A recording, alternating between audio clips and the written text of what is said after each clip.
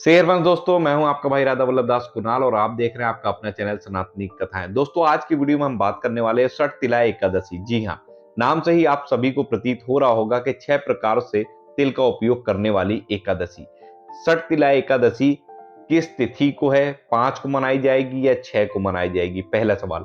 दूसरी चीज, 6 प्रकार से तिल का उपयोग कैसे किया जाएगा इस एकादशी में? शुभ मुहूर्त क्या है षट तिला एकादशी का, पूजा का? पूजा अर्चना वंदना कैसे करेंगे? और व्रत के पारायण का समय क्या है? आज इन्हीं सब टॉपिक पर बात करेंगे, डिटेल में आपको जानकारी दूंगा।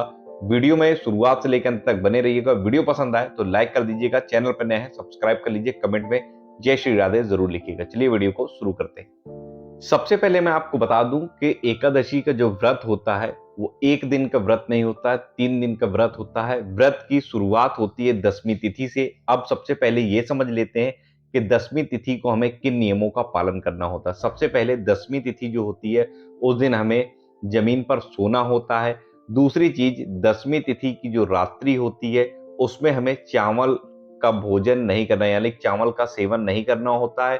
रात्रि में हमें भोजन नहीं करना होता है। सूर्य अस्त के बाद आप भोजन नहीं कर सकते, सूर्य अस्त के पहले ही आपको भोजन करना होता है। मसूर की दाल का आप सेवन नहीं कर सकते हैं। आपको ब्रह्मचर्य का पालन करना होता है और किसी भी प्रकार की काम वासना क्रीड़ा को अंजाम नहीं देना होता है। इन सारी चीजों का आपको पूर्ण निष्ठा के साथ पालन करना होता है। ये 10वीं तिथि को पालन किए जाने वाली चीजें हैं। क्यों, अब बात कर लेते हैं एकादशी की।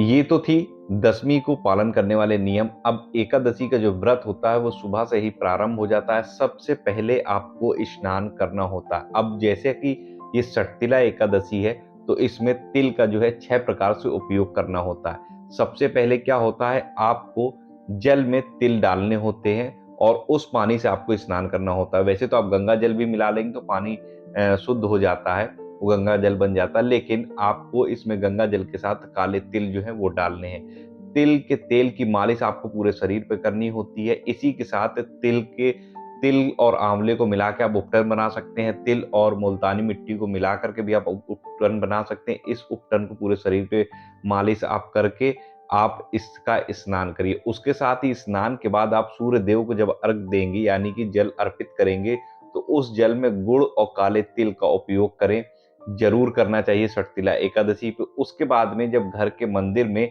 आप जब जोत जलाएंगे तो वो भी तिल के तेल से। वैसे तो आप घी और सरसों के तेल से जोत जलाते होंगे, लेकिन षटतिला एकादशी में आपको तिल के तेल से जोत जलानी है और उस जोत में भी आपको काला तिल डालना है। अब इसी के साथ आपको क्या लेना होता, संकल्प लेना होता। संकल्प बहुत जरूरी है एकादशी के व्रत में। आपको जब संकल्प लेना होगा तो इसमें आप काले नहीं सफेद तिल का उपयोग करेंगे। आपको क्या लेना है, तिल ले लेना, थोड़े से सुपारी ले लेनी है, एक का सिक्का ले लेना।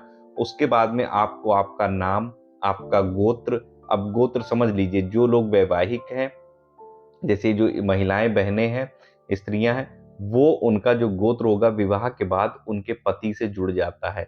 और जब तक वो कुंवारी रहती हैं तो पिताजी का जो गोत्र होता है उसके अनुसार होता है। और जो पुरुष होते हैं उनका एक ही गोत्र रहता है, उनके पिताजी से जो संबंधित दादा परदादा से चला आता है। तो गोत्र का आपको क्या करना है, नाम गोत्र अपना लेना है, अपना नाम बताना है, आपका स्थायी पता, जिस जिले के आप निवासी हैं, इन सारी चीजों को आपको बोलना होता है।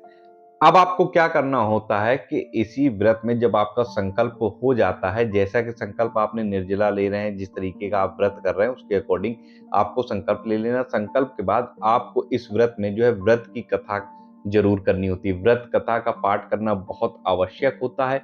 साथ ही साथ आपको आरती करनी होती है अपने बाल गोपाल की, यानी कि हमारे लड्डू गोपाल जी की।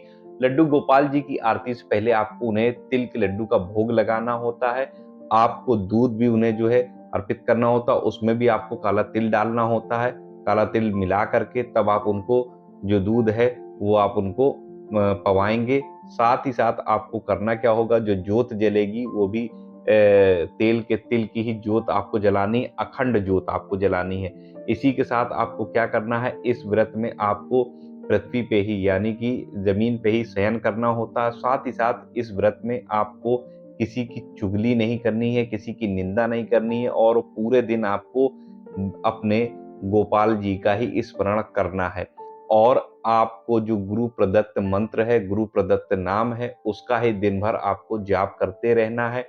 अगर आपके पास आप दीक्षित नहीं है और आपके पास गुरु मंत्र नहीं है, तो आप भगवान के नाम का जाप कर सकते हैं। अन्यथा की स्थिति में ओम नमो भगवते वासुदेवाय मंत्र का आप जाप पूरे दिन कर सकते हैं। तो अब आपको क्या करना है, इसी के साथ साथ आपको हमारी तुलसी मैया जो है उनका भी पूजन करना होता है, उनके पास भी दीपदान करना होता है। घर के द्वार पर भी आपको 2 दीपक जलाने ही जलाने होते हैं संध्या के समय में। आपको क्या करना, सुबह तुलसी मैया को जल अर्पित करना होता है और शाम को भी आपको उनकी आरती करनी होती है, उनकी पूजा करनी होती है। ये इस तरीके के मिथ में मत पड़िएगा कि एकादशी वाले दिन तुलसी माता जो है व्रत रखती हैं तो उनकी पूजा नहीं करी जाती है। पूरे वृंदावन में तुलसी मैया की जो है पूजा की जाती है, एकादशी वाले दिन भी दीपदान किया जाता है, आरती की जाती है, ठीक है। तो आपको क्या करना, तुलसी माता का भी पूजन करना है, साथ ही साथ 4 परिक्रमा आपको लगानी ही लगानी है। अपने बाल गोपाल की भी आप 4 परिक्रमा प्रतिदिन लगाया करिए। अगर आपके घर में आपने सेवा विराजमान कर रखी है तो 4 परिक्रमा तो निश्चित तौर पर आप लगाया करिए, लेकिन विशेष तौर पर आपको एकादशी वाले दिन जो है तुलसी माता की 4 परिक्रमा लगानी ही लगानी है, सुबह और शाम। और बाकी आपके अंदर आप अपनी सामर्थ्य के अनुसार अगर ज़्यादा लगाना चाहते हैं तो आप ज़्यादा भी लगा सकते हैं, उसमें कोई भी समस्या नहीं है। दोपहर में आपको विश्राम नहीं करना होता है एकादशी के व्रत में, इस बात का विशेष तौर पर ध्यान रखिएगा। अब क्या करना होता है, इसी के साथ जो एकादशी की रात होती है वो सोने वाली रात नहीं होती है, इसमें पूरी रात जागना होता है। अगर आपकी स्थिति नहीं है कि आप पूरी रात जाग सको, तो आपको क्या करना है, रात्रि में 11 बजे से पहले शयन करने का प्रयास ना करें। 11 बजे तक एटलीस्ट आप जागने का प्रयास करें। साथ ही साथ अखंड ज्योत आप ऐसी जलाएं जो सुबह तक जलती रहे। ऐसी अखंड ज्योत का आपको व्यवस्था करनी है जो कि सुबह तक जलती रहे, जब तक आप सो करके ना उठे। और सुबह क्या करना है, आपको उठ करके नहाने धोने के बाद में आपको ब्राह्मण भोज कराना है। अगर ब्राह्मण आपके घर नहीं आ सकते तो आपको पास के मंदिर में ही जाके ब्राह्मण देवता को जो है भोजन पवाना है। साथ ही साथ आप गाय माता को भी भोजन करा सकते हैं, पशु पक्षियों के लिए भी भोजन निकाल सकते हैं। तो इस तरीके से आपको जो है नियम वो करने होते हैं। अब बात कर लेते हैं कि एकादशी तिथि जो है प्रारंभ किस दिन से हो रही है। 5 फरवरी को शाम 5:26 पर एकादशी तिथि जो है प्रारंभ हो जाएगी, यानी कि 6 तारीख को 6 फरवरी को पूरे भारतवर्ष में एकादशी जो है मनाई जाएगी, षटतिला एकादशी।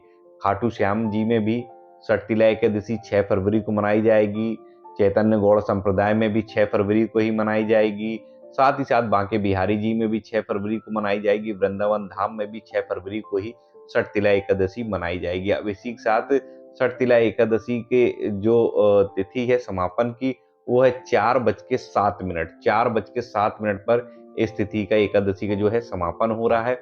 अब बात कर लेते हैं व्रत के पारायण की। तो बुधवार को 7:08 से 9:50 तक के बीच में जो है व्रत का पारायण करना है। अगर आप व्रत का पारायण नहीं करते हैं तो इस व्रत का जो संपूर्ण फल होता है वो आपको प्राप्त नहीं होगा। इसलिए व्रत का जो पारायण है वो सही समय पर करना होता है और आपको बुधवार यानी कि 7 फरवरी को 7:08 से लेके 9:50 तक के बीच में आपको व्रत का जो है पारायण कर लेना है। तो इस तरीके से आपको षटतिला एकादशी के व्रत की पूजन करना है। पारायण का समय आपको बता दिया मैंने, प्रारंभ किस समय से हो रही है, विश्राम किस समय होगी तिथि, और दसवीं को किन नियमों का पालन किस तरीके से करना है, वो सारी चीजें मैंने आपको आज के इस वीडियो में बता दी है। आशा करता हूँ वीडियो आपको पसंद आया। वीडियो पसंद आया तो लाइक करिए, चैनल पर नए सब्सक्राइब कर लीजिए, कमेंट में जय श्री राधे जरूर लिखिएगा। और अगले वीडियो में नई जानकारी के साथ, तब तक राधा वल्लभ श्री हरिवंश।